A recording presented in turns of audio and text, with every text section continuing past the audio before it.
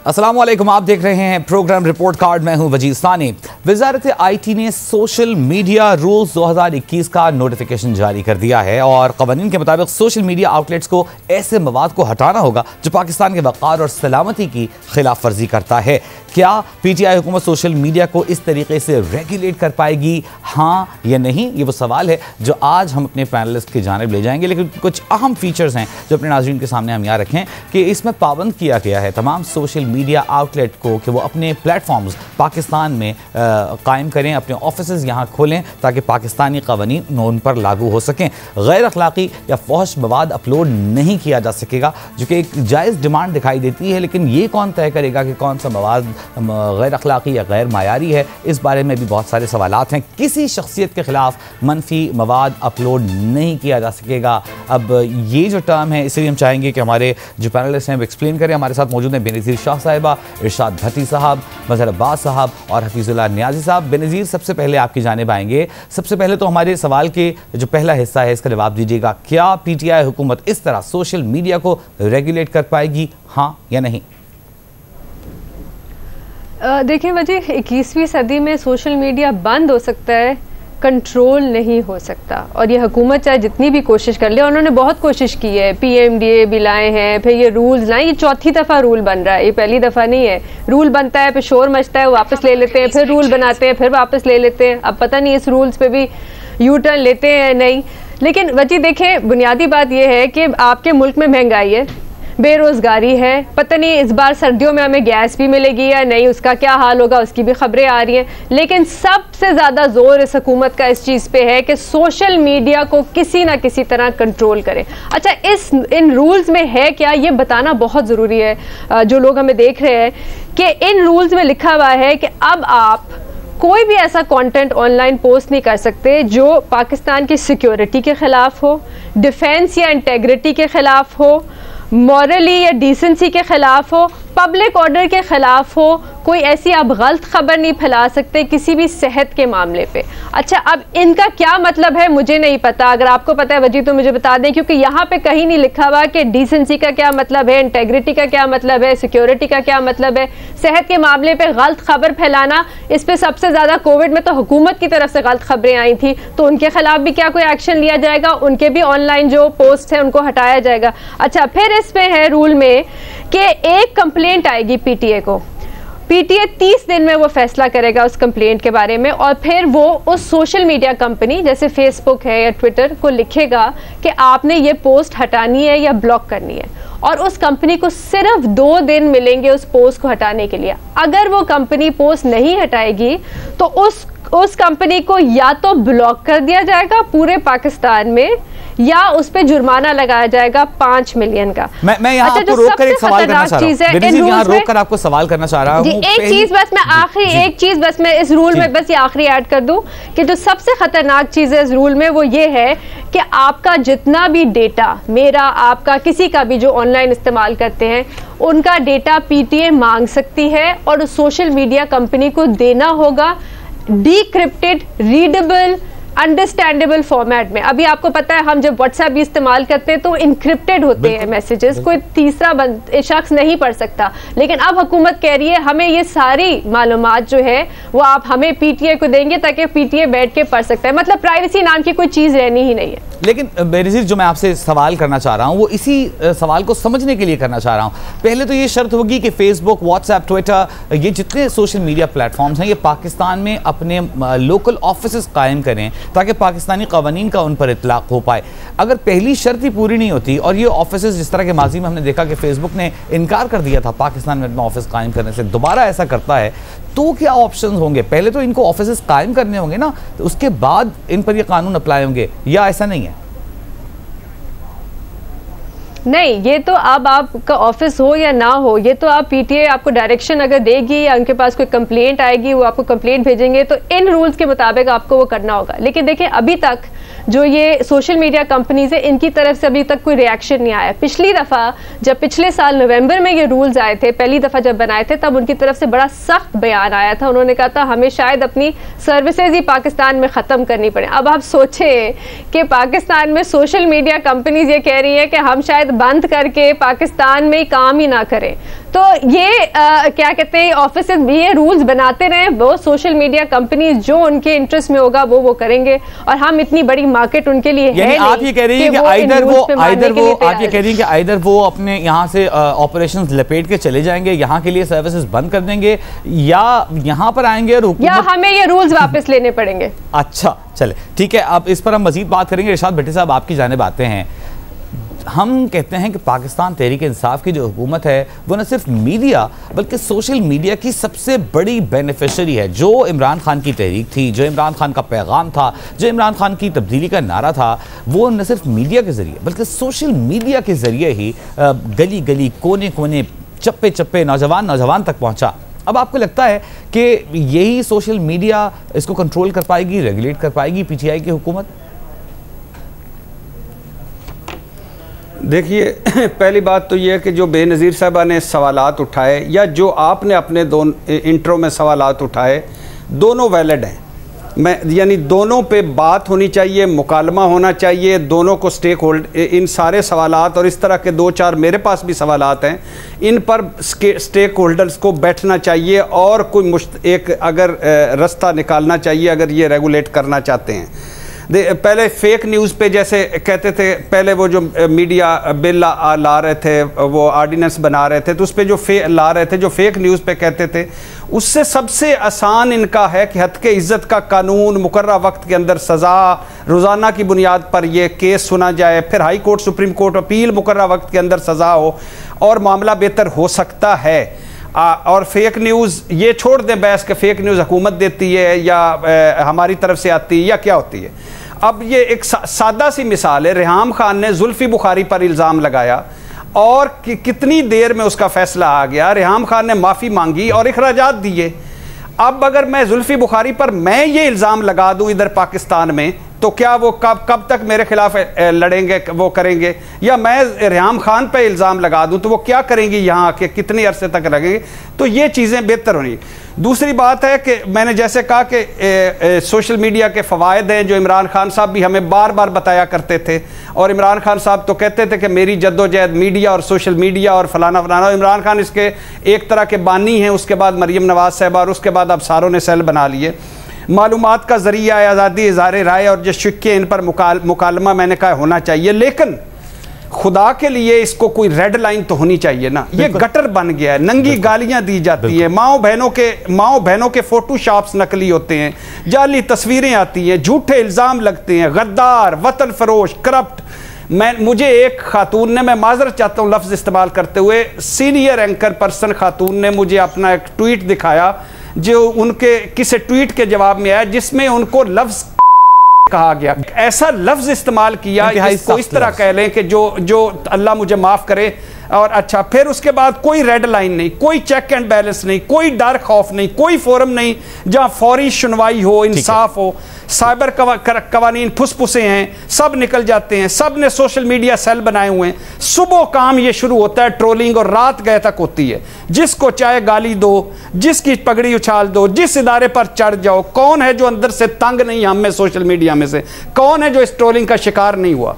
तो social media regulate होना चाहिए विद आपके और बेनज़ीर साहिबा के तहफ़्फ़ुज़ात को एड्रेस करके। ठीक है, मैं अब आपसे लेकिन होना चाहिए और मगर ये, हाँ मैं जल्दी सवाल कर लूं। पहले तो एक ऑप्शन में बताइएगा हम हाँ या ना लेंगे। दूसरा, आपने जिस मौजू की अहमियत को उजागर किया, मुकालमा, स्टेक होल्डर्स के साथ बैठें, बात करें, कब करती है हुकूमत? ये तो रेगुलेशंस, नोटिफिकेशंस, ऑर्डर्स पास कर देती है। जो मुजव्वज़ा PMDA की आप बात कर रहे हैं, आज तक आपने उसका कोई मुजव्वज़ा बिल देखा, कोई ड्राफ्ट देखा, कभी आपके हाथ में आया?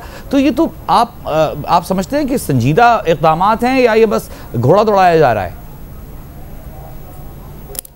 नहीं, देखिए, तभी वजी भाई, तभी हुकूमत कोई भी काम, इस हुकूमत जो मुकालमा नहीं करती, स्टेक होल्डर्स को एतमाद में लेती, तभी इसको कभी आगे आती है, कभी पीछे हटना पड़ता है, कुछ भी नहीं कर पा रही। अगर ये कुछ इनकी नीयत साफ है और ये जो मैंने अभी 15-20 चीज़ें बताई हैं, इनको वो करना चाहते हैं तो मुकालमा करें। कौन है जो चाहता है कि हम फेक न्यूज़ फैलाएं? कौन है जो चाहता है कि हम गालियां दें? कौन है जो चाहता है हम गालियां सुनें? कौन है जो चाहता है कि हम ये इस तरह का रोज़ भुगतें? सारे चाहते हैं कि कुछ बेहतरी हो, मगर उस बेहतरी का रास्ता तभी है जब सारे साथ मिलकर बैठें, कुछ चीज़ें इकट्ठी करें। और कुछ शिक्कें थे जिन पर अमल ही नहीं हो सकता, लेकिन वो शिक्कें हटाकर रेगुलेट करना चाहिए। मगर मुझे लगता है जो हुकूमत रास्ता ले रही है इस पर वो रेगुलेट नहीं कर पाएगी, क्योंकि वो मुकालमा नहीं कर रही, बैठ नहीं एक तरह से उन्होंने सारा अपने वन वे ट्रैफिक चलाई है। इससे मुझे लगता है कि सूरत हाल बेहतर नहीं होगी। लेकिन कोई है ऐसा बंदा, मैं आखिरी बार कह रहा हूं, जो खुदा के लिए सोशल मीडिया को किसी हद तक रेगुलेट करे, इसे बचाए। ये गटर बन गया है और इसके छींटे हर एक पे पड़ रहे हैं। नहीं का ऑप्शन आपकी तरफ से हम लिख रहे हैं। भट्टी साहब, आपको एतराज तो नहीं है? जी बिल्कुल ठीक है, लिखें। नहीं, इस तरह नहीं हो पाएगा। ठीक है। मदर अब्बास साहब, आपकी जानिब आते हैं। गुफ्तगू आपने सुनी, कौन तय करेगा कि किसी शख्सियत से मुतालिक मनफी बात है तो वो मनफी का पैमाना क्या है? फहश, गैर अखलाकी, गैर बयारी बात की बात हो रही है, तो ये कौन तय करेगा? क्योंकि हमने माजी में देखा जो साइबर कवानीन है वो यकतरफा इस्तेमाल किए गए, उस पर इल्ज़ाम आता रहा कि वो मुखालिफों को खामोश कराने के लिए इस्तेमाल किए जा रहे हैं। आपको लगता है कि इसका भी गलत इस्तेमाल हो सकेगा और पहले ये बैल मंडे भी चढ़ पाएगी या नहीं? देखिए, जवाब तो मेरा भी नहीं है, क्योंकि माजी में ये करके देख लिया, नहीं हो पाया, अब भी शायद करके देख लें, मुश्किलात बहुत हैं। लेकिन इसके साथ ही आज फवाद चौधरी साहब ने एक सेमिनार में खिताब करते हुए फेक न्यूज़ के सिलसिले में जो बात की है, और उन्होंने दो इम्पॉर्टेंट बातें की हैं। एक तो ये कि इस पे मीडिया को डिबेट करनी चाहिए, और मैं इसके हक़ में हूँ कि इस पे मीडिया को डिबेट, बल्कि ग्रेट डिबेट करनी चाहिए इसके ऊपर, इस इशू पे कि हम इस इशू से निकलें कैसे। फेक न्यूज़ है हमारे यहाँ बहुत ज़्यादा होती है, सियासी जमातें भी करती हैं, हुकूमत भी करती है, मीडिया ख़ुद भी करता है, सहाफ़ी इंडिविजुअली भी करते हैं, ये सब चीज़ें होती हैं। इसकी रोकथाम कैसे हो सकती है? तो इस पे ग्रेट डिबेट की बिल्कुल सीरियस ज़रूरत है कि इस पे ग्रेट डिबेट होनी चाहिए, लेकिन मीनिंगफुल, उसका हल निकालना चाहिए और गवर्नमेंट को उसे फिर ऑनर करना चाहिए अगर गवर्नमेंट समझती है। बाकी जो डेफिनेशंस हैं, अब मुझे एक मिसाल आपके सामने रखता हूँ। पिछले एक हफ्ते से जो कंट्रोवर्सी चल रही है, अब मुझे बताएं कि अगर इस वक्त ये क्लॉज होती कि जी जो चीज़ नेशनल इंटरेस्ट में वो आप नहीं दे सकते, यानी नेशनल इंटरेस्ट के खिलाफ है। अब मुझे बताएं, दो इदारों के दरमियान एक मसले पर शदीद इख्तलाफ है, और दोनों इदारे ये कह रहे हैं, दोनों इदारे ये समझते हैं कि ये चीज़ कौमी मफाद में नहीं है, उनका पॉइंट ऑफ व्यू या दूसरे का पॉइंट ऑफ व्यू। मैं क्या करूं? मैं किस चीज़ को कौमी मफाद समझूं? मैं किस चीज़ को उस डिबेट का हिस्सा बनाऊं या नहीं बनाऊं? मैं किस चीज़ को खबर का हिस्सा बनाऊं या नहीं बनाऊं? ये है चीज़ें कि डिफाइन होनी चाहिए। हमारे यहाँ आर्टिकल 19 प्रॉपरली डिफाइन नहीं है, यानी रिस्ट्रिक्शंस प्रॉपरली डिफाइन नहीं है, एक जनरलाइज स्टेटमेंट दिए हुए हैं।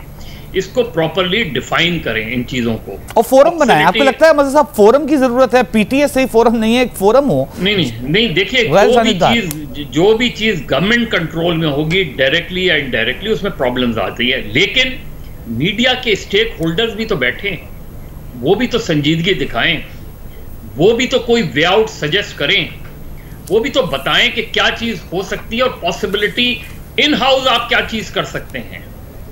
आप एडिटर, यानी अखबारात के लिए आप एडिटर के इंस्टीट्यूशन को बहाल करें। एडिटर्स, प्रोफेशनल एडिटर्स होने चाहिए जिनके पास पावर्स होनी चाहिए, उसको, उस इंस्टीट्यूशन को बहाल करें। बिल्कुल इसी तरीके से इलेक्ट्रॉनिक मीडिया में कि कोई कवायद और जवाबित खुद विद इन मीडिया जो है आप तय करें, सब सारे स्टेक होल्डर से मिलकर तय करें। इसी तरह सोशल मीडिया एक अनएडिटेड मीडिया है, बहुत सी चीज़ों का मुझे नहीं पता।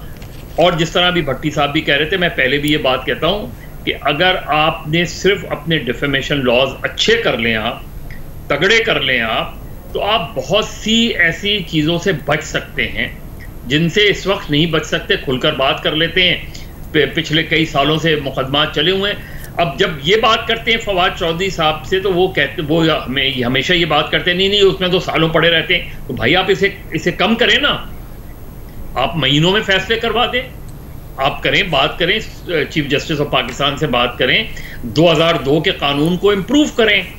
2002 में कोई 5 या 6 कवानीन आए थे मीडिया रिलेटेड, उनमें से कुछ ऐसे हैं जिनको इम्प्रूव करने की जरूरत है। आप करें उनको इम्प्रूव, क्यों नहीं करते आप? खामा खाई जो है वो अननेसेसरी चीजें, कभी यूं आते हैं, कभी यूं आते हैं, कभी पैमरा के थ्रू आते हैं, कभी सोशल मीडिया रेगुलेशंस के थ्रू आते हैं। एक प्रॉपरली बैठ के चीजें नहीं की जा रही, और ये जो मीडिया डेवलपमेंट अथॉरिटी लाने की वो की गई थी, इससे आपने पूरा अपना जो बेसिक कॉन्सेप्ट था फेक न्यूज का, उसको डैमेज किया। वरना अगर आप सिर्फ फेक न्यूज के हवाले से रोकथाम के लिए बैठ के बात करते तो शायद हम इसका हल निकाल लेते। लेकिन सोशल मीडिया को रोकना खासा मुश्किल है, लेकिन कोशिश जरूर करनी चाहिए कि किस हद तक, जैसे हेट स्पीच है, हेट स्पीच आप कैसे रोक सकते हैं। फिर मेन स्ट्रीम मीडिया को यह रिस्पॉन्सिबिलिटी लेनी पड़ेगी कि हर चीज जो सोशल मीडिया पे चलती है उसको उठाने से पहले कम से कम मेन स्ट्रीम मीडिया उसको वेरीफाई जरूर कर लिया करे। तो मेरा ख्याल है चीजें बेहतर हो सकती हैं, कंप्लीटली नहीं भी खत्म हो सके तो हम बेहतरी की तरफ जा सकते हैं, बशर्ते कि सारी साइड संजीदगी का मुजाहरा करें, जो कि अनफॉर्चुनेटली नजर नहीं आता। मतलब साहब आपने ग्रेट डिबेट की बात की, जी मैं एक छोटी भट्टी साहब ने, मैं आपकी तरफ आ रहा हूँ, भट्टी साहब ने, मैं आपको मौका देता हूँ। भट्टी साहब ने बात की मुकालमे की तमाम स्टेक होल्डर्स के साथ। बेनज़ीर आप कुछ कहना चाह रही हैं?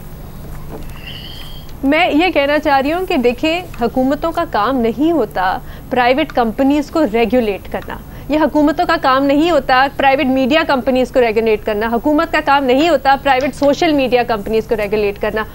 और जिन सोशल मीडिया कंपनीज की हम बात कर रहे हैं, ट्विटर, फेसबुक, ये hate speech, pornography, child pornography, इन चीज़ों के खिलाफ वैसे ही अगर आप इनको रिपोर्ट करें, कोई ट्वीट हो, कोई फेसबुक पोस्ट हो, तो वो हटा देते हैं। हाँ, ये बात बिल्कुल दुरुस्त है कि इसको बेहतर किया जा सकता है, और इस चीज़ पे आप बैठ के इन सोशल मीडिया कंपनी से बात कर सकते हैं कि देखें इस किस्म की तस्वीरें या इस किस्म के ट्वीट्स आते हैं जिनको बेहतर किया जाता है, ताकि हम रिपोर्ट करें, मैं और आप वजी अगर जाके हम रिपोर्ट करें तो उनको उसी वक्त हटाया जा सके। तो ये, और दूसरी बात वज़ीर साहब आर्टिकल 19 की कर रहे थे, देखिए इस पर भी बहुत ज़रूरी है बात करना। आर्टिकल 19 है क्या?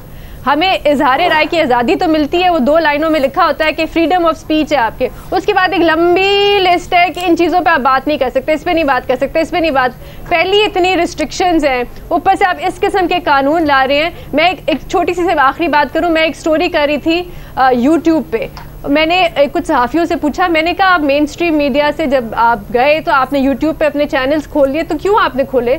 तो उन्होंने कहा और हम किधर सहाफ़त करें, अब इतनी काम जगह रह गई है सहाफ़त करने के लिए। ये यूट्यूब, ये सोशल मीडिया हमारा वेंटिलेटर है सहाफ़ियों के लिए, ये अब एक वेंटिलेटर बन गया है कि जो बात हम टीवी पे नहीं कर सकते, हम यूट्यूब पे, सोशल मीडिया पे, ट्विटर पे कर सकते हैं। बड़ा अहम नुक्ता आपने उठाया है कि वेंट मिला है, वो गुफ्तगू जो आप मेन स्ट्रीम मीडिया पे नहीं कर सकते। मेन स्ट्रीम मीडिया की अपनी परेशानियां, मजबूरियां हैं, वो सोशल मीडिया के जरिए आप उनका इजहार करते हैं। लेकिन बहरहाल रेड लाइन तो होनी चाहिए कहीं ना कहीं जहां हमें आकर रुकना हो। इस पर आपकी भी तजावीज़ सामने है। हफीजुल्लाह नियाज़ी साहब आपकी जानिब आते हैं, क्या हुकूमत इस तरह रेगुलेट कर पाएगी सोशल मीडिया को? देखें जी, ये तो जो कुछ मैंने सुना है और टीवी के ऊपर जब कहा तो मैं तो खुद बड़ा हैरान हुआ हूँ। पहली बात तो यह है कि एक लगता है कि एक खौफ की अलामत है, जैसे कोई बंदा खौफजदा नहीं होता, तो इस हालत में गुस्सा हो, आप इंतहाई खौफ के आलम में आप बड़े बड़े फैसले ना करें। दूसरा, ये जो दिखाते रहें, बताते रहें, ऐसी है जैसे मिसाल दूँ कि पीटीआई हुकूमत के जो चीफ विप हैं वो आमिर डोगर साहब, उन्होंने निजी टीवी पे जो है एक बात कही जो जियो ने भी दिखाई, सारे टीवी चैनल दिखाई। तो उन्होंने कहा जी कि वज़ीर आज़म चाहते हैं कि जो DGISI हैं वो चंद महीने रह जाएं ताकि अफ़गानिस्तान के मामलात जो इतने सूरत हाल गंभीर है तो उसके ऊपर आप खुद अंदाज़ा लगाएं कि ये न्यूज़ सच है या फेक है। अब ये कौन तय करेगा कि वज़ीर आज़म के उनको रिटेन करने की जो ख्वाहिश है उसकी वजह अफगानिस्तान नहीं है, या कोई एफिलिएशन कहीं होगी या नहीं होगी। दूसरा यह है कि हमारे कॉन्स्टिट्यूशन में 280 आर्टिकल्स हैं। मेरे हमेशा से एक दस्तबस्ता गुजारिश रही है कि इसके 282 आर्टिकल्स होने चाहिए। 281 आर्टिकल ये होना चाहिए कि वसी तर कौमी मफाद के अंदर और फिर क्लास, सब क्लास 1 2 3 ABCDEFG और 282 आर्टिकल ये होना चाहिए कि कौमी सलामती के अमूर। मुझे 1970 की मूवमेंट याद है कि जब मीडिया पे भुट्टो साहब के खिलाफ सिविलियन गवर्नमेंट थी, लेकिन एक खबर लाइन की नहीं छुपा सकते थे, और पीएनए मूवमेंट चला रही थी सड़कों पे। खबर कैसे आती थी? बीबीसी अपनी रात की नशियात बताता था कि कल कहाँ से जुलूस निकलेगा, और पूरा पाकिस्तान जो था वो हमदन गोश होता था, और अगले दिन वो जाके देखते थे। देखें, क्राइसिस ये है कि झूठ तो जो हुकूमत है ना, झूठों की नानी है ये हुकूमत। जब आप लोगों ने खुद झूठ और इतना फेक न्यूज़ फैलाई है, एवनफील्ड अपार्टमेंट जब 1.8 मिलियन पाउंड का था, भले से वो नवाज शरीफ उसमें से मुजरिम साबित हो, लेकिन था तो 1.8 मिलियन पाउंड का केस है ना। आप केस पढ़ लें। इन्होंने क्या नहीं कहा कि 3000 बिलियन हो गए, 300 बिलियन हो गए। यही फवाद चौधरी साहब जो थे, उनको लुकनत हो गई थी शाहजेब साहब के शाहजेब खानजादा साहब के प्रोग्राम के अंदर, और वो ये बता नहीं पा रहे थे भाई आप जो कुछ कह रहे हो, इमरान खान ने कितने झूठ बोले हैं, आपको नशर करने पड़ते हैं। अभी तक रोजाना बोलते हैं, कई दफ़ा झूठ और कई दफ़ा गलत बात होती है, उनको पता ही नहीं होता, या उनके सतही नॉलेज होती है, उस पर गलत बात कर देते हैं। देखें, बात यह है कि इसका ये जिस दुनिया के अंदर हम दाखिल हो चुके हैं, ये इसको सवाल ही पैदा नहीं होता। और किस्सा ये है कि आप जिसको हेट स्पीच कह रहे हैं, उनके कुछ अपने भी रूल्स एंड रेगुलेशन है। लेकिन अच्छा ठीक है जी, आप अच्छा नहीं साहब, मतलब ऑप्शन आप क्या ले रहे हैं कि रेगुलेट नहीं कर पाएगी, अब वापसी का रास्ता नहीं है, लेकिन इसमें बेहतरी की गुंजाइश है। आप भी इत्तेफाक करते हैं कि मुकालमा होना चाहिए? आपने मुझसे पूछा है? जी जी नहीं साहब, आपसे नहीं। मैं तो इस बात के अंदर, देखें जी, मेरे पास तो उम्र के सिलसिले में कि मेरे पास वक्त ज़ाया करने के लिए नहीं है। कोई चीज़ बदनीयती पे मबनी है उसके ऊपर मैं मुकालमा क्या, मैं कहता हूँ कि आपको क्यों ये आया। यहाँ पे आपकी जितनी खबरें हैं, जैसे कि बेनज़ीर ने जिक्र किया, उनको हाईलाइट किया है, उनके ऊपर FIA फौरन आती है, ऐसी बात नहीं है। मैं खुद व्लॉग करता हूँ। मजाल है कि सियासत के अंदर हमने अपनी लिमिट्स ना लगाई हो, कोई रोक तो नहीं रहा, अनसेंसर्ड जा सकता है, लेकिन पता है कि यार चला ये है तो इसके ऊपर कोई ना कोई कदगन आ जाएगी, कोई ना कोई सख्ती आ सकती है, कोई ना कोई दुश्वारी आ सकती है। वो अलग नहीं, मैं तो सियासत की बात कर रहा हूँ। सियासत के अंदर और अखलाकी जिम्मेदारी इसमें भी बिल्कुल आती है।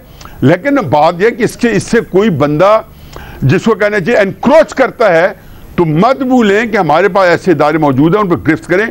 लेकिन ये कहें क्या पिद्दी का शोरबा कि ये फेसबुक को या ट्विटर को या सोशल मीडिया को रेगुलेट करें। ट्रंप तो कुछ कर नहीं सका, उनका बिगाड़ नहीं सका, आप जाके उनके साथ उनका क्या बिगाड़ लेंगे। ठीक है नहीं साहब, आपका नुक्ता आया, तमाम हमारे पैनलिस्ट की राय आपने जानी। यहाँ वक्त हुआ एक ब्रेक का, ब्रेक से जब वापस आएंगे तो एक अहम मौजू पर बात करेंगे। हमारे साथ रहिए।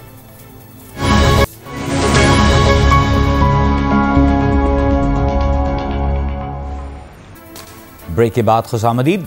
वजारत मजहबी उमूर की मुखालिफत के बाद पार्लिमानी कमेटी में जबरी मजहब की तब्दीली का बिल मुस्तरद हो गया है।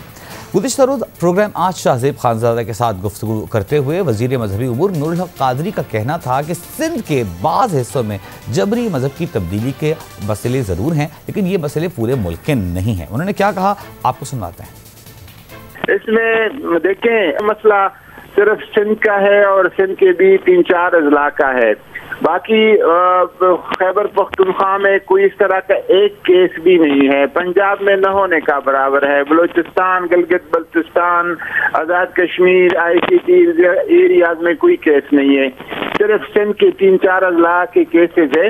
और हमारा ख्याल था कि इसको एक इंतजामी सख्ती के साथ और इंतजामी एक डिसिप्लिन के साथ इसको काबू किया जा सकता है। वज़ीर मजहबी उमूर की गुफ्तगू आपने सुनी। नूरुल हक कादरी का कहना था कि इस तरह इस बिल से मुल्क में अमन ख़राब होगा, जबकि अक़लियतों के लिए मज़ीद मसाइल पैदा होंगे। अपने पैनलिस्ट की जानिब इस सवाल को लेकर जाएंगे कि क्या जबरी मजहब तब्दीली का बिल मुस्तरद होना दुरुस्त इक़दाम है, हाँ या नहीं। इस पर हम सबसे पहले बात करेंगे। हफीजुल्लाह नियाज़ी साहब, आपकी जानिब आएंगे। जो कंसर्न जाहिर किए गए हैं वज़ीर मजहबी उमूर की जानिब से, आप उससे इत्तेफाक करते हैं या आप समझते हैं कि इस बिल को पास होना चाहिए था? देखिए, मैं 100% इत्तेफाक करता हूँ। ये जो चीज़ें हैं ना, ये जो चलाकी हैं, ये देखते देखते मेरी उम्र बीत गई है। इस्लाम की नुमाइंदगी आज वो लोग करना चाहते हैं जो कम से कम ये भी एडमिट नहीं करते कि ये हमारी फील्ड नहीं है। मैं तो इस इस्लाम को इससे कबूल किया कि ये दीन कामिल है। मैं समझता हूँ कुरान हकीम ने सारी चीज़ों की एक खत्मी जो सूरत हाल पेश कर दी है। फिर इस्लाम के अंदर कितनी मैं मिसालें दूँ, आज बच्चों ने इस्लाम कबूल किया अहमद सल्लल्लाहु अलैहि वसल्लम के नाम पर, वो बड़े बड़े जय्यद सहाबी बने बाद में। हज़रत अली करम वजह की मिसाल हमारे सामने है। तो मुझे ये बताएं कि ये जो हम तयन कर रहे हैं, फिर 18 साल का क्यों, 20 साल का बंदा क्यों ना हो, 23 साल का ना हो। देखिए इस मुमलकत के साथ मजाक कोई कभी बंद होना चाहिए। जिन लोगों को जबरी तब्दीली मज़हब एक मसला तो है। मैं जबरी मैं जानता हूँ, लेकिन जी मुझे इसके बारे में तयन करने के लिए कि चंद केसेस के लिए आप पूरे मुल्क के अंदर एक हतमी जो है सूरत हाल पैदा करते हैं और उसके अंदर पता है कि कौन कहाँ से आ रहा है, किस एंगल से आ रहा है। यहाँ नियतों के फतूर जो है वो मुस्तनद ना होते ना, तो शायद ये इस बात पे कुछ गुंजाइश निकलती, बंदा कहना क्या चाहता है। भाई जबरी के बारे में तयन करना कि सेशन जज तय करेगा और बयान देगा, फिर 1 महीने के बाद, और फिर ये जी कि मैं कहता हूँ जी कि 1 महीने के बाद जब वो आज कह रहे तो एक वही कहेगा, वो कहेगा जी 1 महीने के बाद भी वो यही कहेगा, तो आप क्यों ये रोक रहे हैं। इस कौम का अल्लाह ने बड़ा करम है कि हमारे जो लोग हैं जिनको अल्लाह ताला ने एक मकाम दिया है मीडिया के ऊपर या हुकूमतों के ऊपर, वो उसका जो नाजायज इस्तेमाल कर रहे हैं कि इस मुमलिकत की बुनियादें खोखली करने के लिए। लेकिन न्याई साहब जो क्या ये मानते नहीं है कि इस मुमलिकत के अंदर, देखो ये बात मुझे ये बताओ, मैं वजी साहब जी आप, मैं कहता हूँ कि वो शेख दलील आए जो महके जवाज में इकबाल को जिद है कि पीना ही छोड़ दे।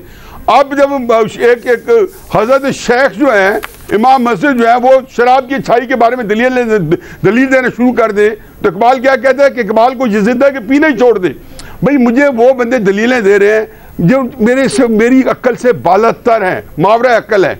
मैं इस मामले के अंदर मुझे तकलीफ होती है कि हमने नए से नए एक मसला ख़त्म नहीं होता, इसका वो मसला भाई मुझे बताएं क्या आज के दिन तक क्या मसला हमारी कौम, हमारा ये मसला था।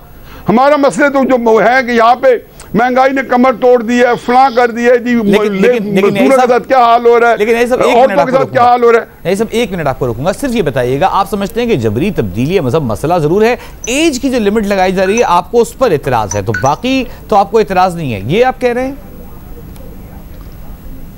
मैं समझे नहीं होगी बात में। आप ये कह रहे हैं कि जबरी तब्दीली मजहब का जो कानून है उसे तो पास होना चाहिए, लेकिन इसमें जो एज लिमिट लगाई जा रही है उससे आप इत्तेफाक नहीं करते। क्या मैं आपकी बात दुरुस्त? मैंने तो ये कहा ही नहीं। अच्छा मैं तो बिल्कुल है कि बिल्कुल नहीं लगानी, गैर इस्लामी लगानी। आप किसी भी देखें, आपके पास एक सिस्टम है, आपके पास एक इस्लामी नजरियाती कौंसिल है, मुझे तो शायद उसमें भी इतराज हो कि वो मेरिट पे बनी या नहीं बनी।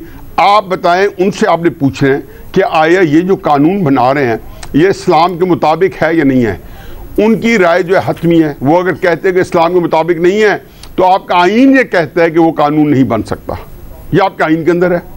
फिर आप कहेंगे अब आईन को तब्दील करें। मैं तो एक ऑन लाइटर नोट कहा है कि 18 साल, भाई किसने तयन किया कि 18 साल 5 दिन वाला बंदा जो है उसको इजाज़त है और 18 साल से जो 5 दिन कम है उसको नहीं है। मैंने कहा ये तज़हीक कर रहे हैं, अपनी जागनसाई करें। अब खामखा अपने आप को कहीं से जाके किसी का एजेंडा है, और अल्लाह ताला ने बड़ा करम किया है कि वो यहीं से हम मिल जाते हैं उनके एजेंडे की तकमील के लिए। हमारे अपने मुल्क के अंदर से बहुत जो है अच्छी सपोर्ट मिल जाती है। ठीक है, आपका नुक्ता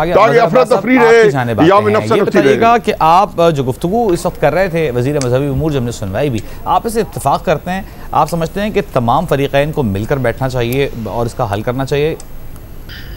देखिए, मैंने टू बी वेरी ऑनेस्ट मैंने बिल पूरी तरीके से नहीं पढ़ा, लेकिन जबरन तो कोई भी चीज़ नहीं होती है, और मेरा ख्याल है हमारा मजहब तो सबसे ज़्यादा इस हवाले से लाइक़-ए-रफ़-ए-दीन, बिल्कुल सही है, लाइक़-ए-रफ़-ए-दीन, जबरन तो कोई भी चीज़ नहीं होनी चाहिए और इस चीज़ को देखना चाहिए। और to be very honest, Sindh में बिल्कुल ये बात मजहबी उमूर के वज़ीर की ठीक है कि सिंध में सबसे ज़्यादा है, इसलिए कि सिंध में सबसे ज़्यादा उनकी मेजॉरिटी भी है।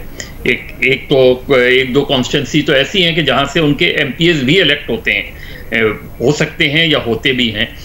तो ये तो बात है सिंध में। और सिंध में सिर्फ ये मसला नहीं है, सिर्फ मजहबी मसला नहीं है कि जबरी उसका मज़हब के तब्दीली का, बल्कि माशी इससे भी लिंक्ड है, क्योंकि सिंध में माइनॉरिटीज़, जो रिलीजियस माइनॉरिटीज़ हैं, उनके दो सेक्शन हैं। एक ये कि बहुत ही ज़्यादा गरीब हैं और एक माशी तौर पे बहुत ही ज़्यादा मुस्तहकम भी हैं। और मुझे पता है कि कराची में उनके बहुत से बिजनेस वेंचर्स हैं जो मुसलमान और हिंदू माइनॉरिटी साथ मिलके भी करते हैं, ऐसी भी हैं। रियल एस्टेट में बहुत बड़ा कारोबार है, मुश्तरका कारोबार है। तो असल चीज़ ये जो माइनॉरिटीज़ की कंसर्न है वो यही है कि जबरन कोई चीज़ अगर की जा रही है तो इसको ये एज ए मेजॉरिटी और एज ए इस्लामिक स्टेट हमारी रिस्पॉन्सिबिलिटी है कि हम इस चीज़ को फेयरली देखें कि उसके साथ जबर तो नहीं किया जा रहा, उसको जबरन तो नहीं उसका मज़हब तब्दील करवाया जा रहा, क्योंकि इसकी इजाज़त हमारा मज़हब नहीं देता कतई तौर पे। और ऐसी मिसालें हमें कायम करनी चाहिए कि अगर कहीं इस तरह के कोई वाक़यात हों तो हमें उस चीज़ का एहतराम लाजमी है, क्योंकि हमारा मज़हब भी यही कहता है। क्या बिल मुस्तरद होना दुरुस्त इक़दाम लग रहा है आपको? नहीं, क्योंकि मैंने उस चीज़ को पढ़ा नहीं, मेरा ख्याल है इस पर और डिबेट हो सकती थी। मुझे नहीं उसका, क्योंकि उसका मैंने प्रोसीडिंग्स दी थी। मुझे एक पॉइंट का कहें जब भी आपको टाइम हो, हमें उसको ब्रेक पे शायद और डिबेट होना चाहिए और कोई कंसेंसस निकालने की कोशिश करनी चाहिए। ठीक है न्याई साहब, मुख्तसरन ब्रेक पे जाना है? नहीं, आप पहले करा लें, क्योंकि ये फिर मैं थोड़ा सा, मेरा ख्याल है कुछ चीजें और भी आ जाएंगी, हो सकता है फिर आपको जरूरत हो उसके बारे में। ठीक है, यहाँ ब्रेक लेते हैं, ब्रेक से वापस आएंगे, अपने दीगर पैनलिस्ट की इस मुतालिक राय लेंगे। हमारे साथ रहिए।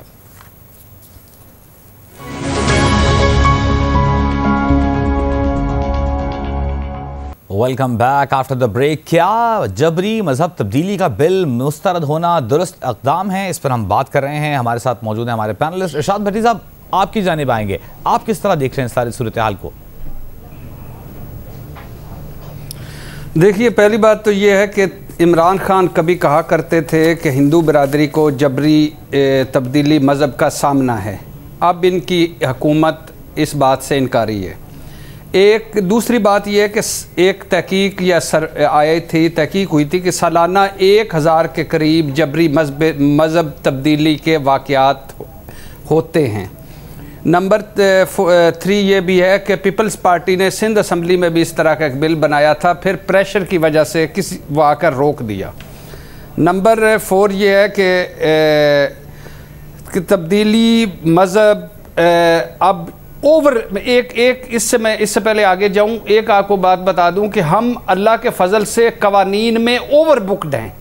यानी अगर इस कवानीन में की बस में 20 सवारियों की गुंजाइश है तो 40 बैठी हुई हैं। और कितने कवानीन हैं जिन पर अमल हो रहा है? कानून तो बन जाता है, मगर कितने कवानीन हैं जिन पर अमल हो रहा है?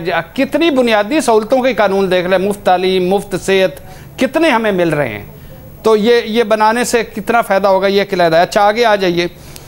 बात यह है कि हजूर रबीउल अव्वल का महीना है, हजूर सल्लल्लाहु अलैहि वसल्लम पर हमारी जानें भी कुर्बान। उनका अपना रवैया देखें, उनका रवैया उसवा हसना देखें अक़लियतों के साथ।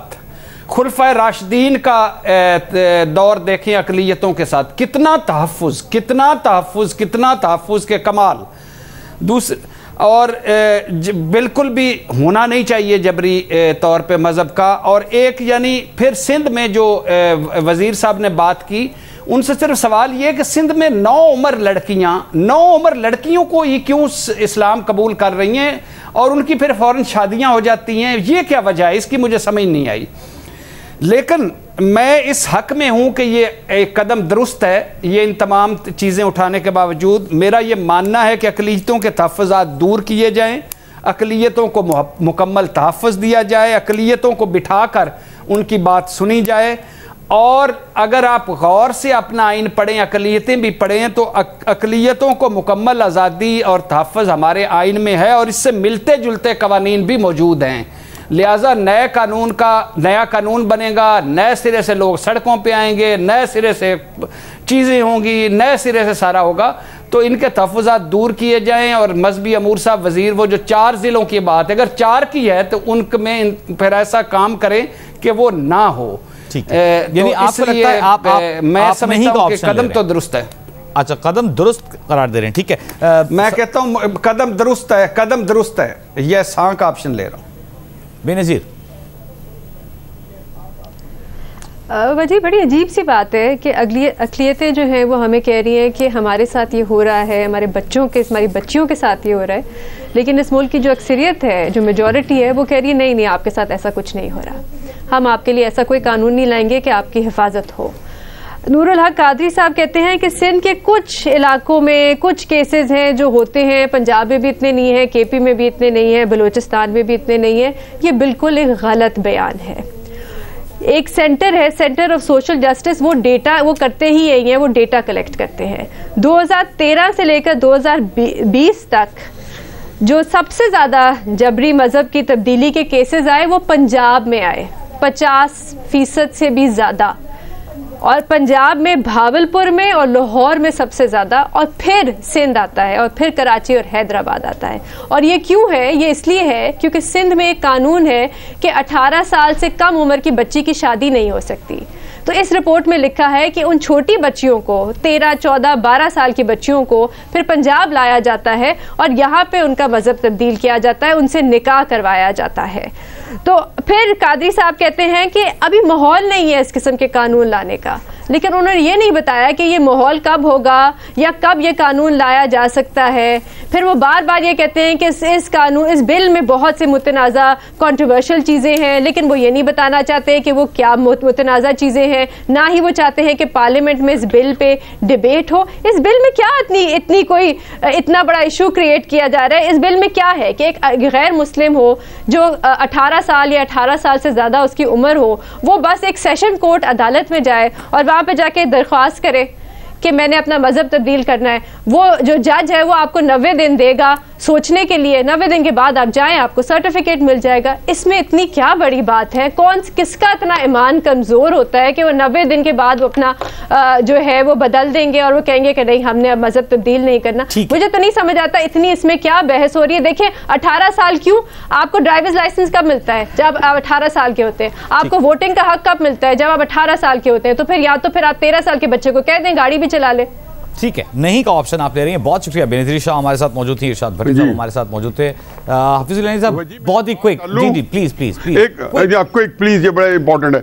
देखें पहली बात तो ये है कि हम जब कहते हैं केसेस तो लगता है किसी ने FIR दर्ज कराई। मुराद ये है कि जो शादी हैं, पहली बात ये ध्यान में रखें कि ये, मैं तो इवन हिंदुस्तान के अंदर भी जानता हूँ कि वहाँ पे जितनी शादी होती है कि मुसलमान हो जाते हैं। यहाँ पे अरसा दराज से देखा कोई क्रिश्चियन से मुसलमान की शादी हुई तो मुसलमान हो गए।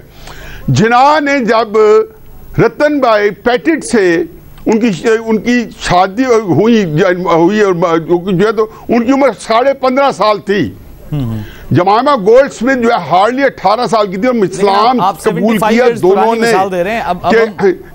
मैं देखो आप मैं उसमें बाकी इस्लाम की जो बात है ना, आपने ये करने के कौन सी क़यामत आ गई? मेरे पे तो कोई क़यामत नहीं टूटी, ना पाकिस्तान पे टूटी है, जिन पे टूटती रहे। मैं तो ये कहा कि आया एक आपके पास इसकी गुंजाइश जो है जब इस्लाम के आप कस्टडी पे परखेंगे तो उसकी पूरा उतरती है। नहीं। बहुत शुक्रिया। हमारे पैनलिस्ट हमारे साथ मौजूद थे, लेकिन सबकी जानिब से एक बात ये सामने रखी गई कि अक़लियतों को मुतमईन करना, उन्हें इस प्रोसेस का हिस्सा बनाना बहुत ज़रूरी है। इस बिल के हवाले से उनका इत्मीनान और उनका एतमाद बहुत ज़रूरी है। प्रोग्राम का वक्त ख़त्म हुआ, इजाज़त दीजिए, अल्लाह हाफ़िज़।